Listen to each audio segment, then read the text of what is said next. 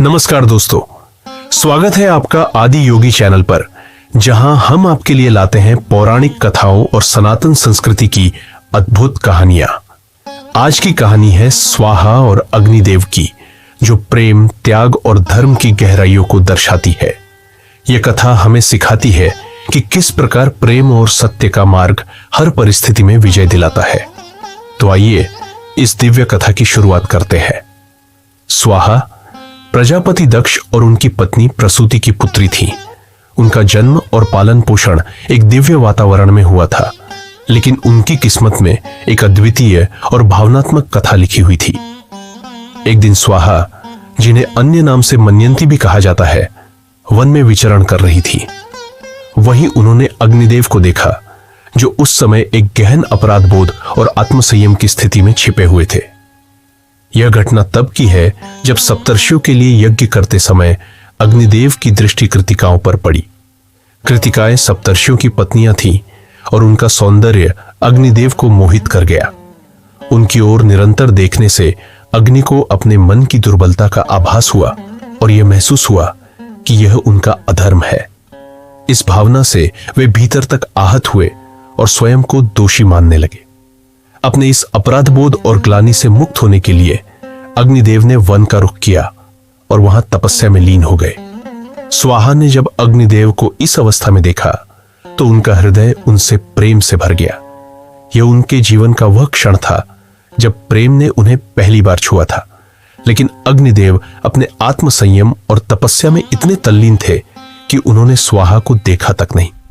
स्वाहा का प्रेम सच्चा और अनन्य था। वे अपने प्रेम को व्यक्त करने और उसे पाने के लिए किसी भी सीमा तक जाने को तैयार थीं। अपने लक्ष्य को पाने के लिए उन्होंने एक योजना बनाई।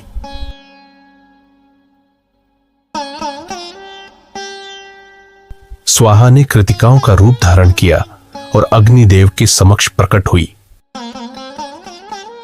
स्वाहा ने एक एक कर सभी 6 कृतिकाओं का रूप लिया और अग्निदेव को आकर्षित किया। अग्निदेव इस छल को पहचान नहीं सके और उनके मोहपाश में फंस गए।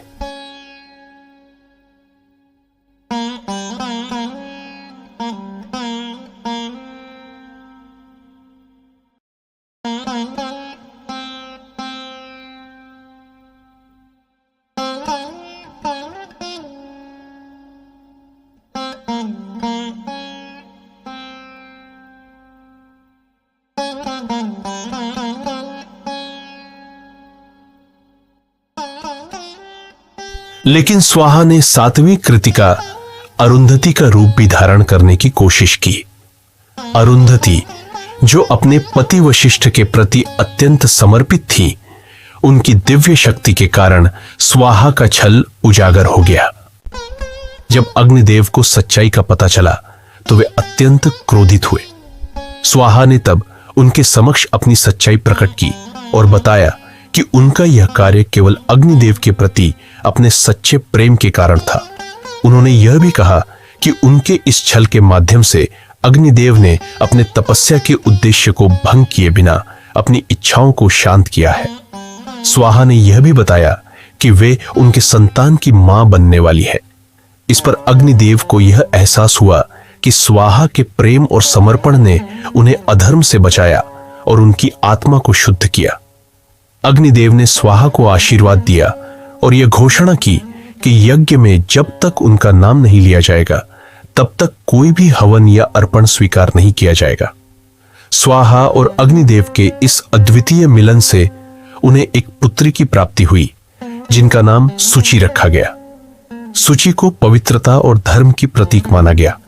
इस प्रकार स्वाहा का प्रेम और त्याग न केवल यज्ञों और अनुष्ठानों में अमर हो गया, बल्कि उन्होंने सनातन संस्कृति में अपनी अमिट छाप भी छोड़ी।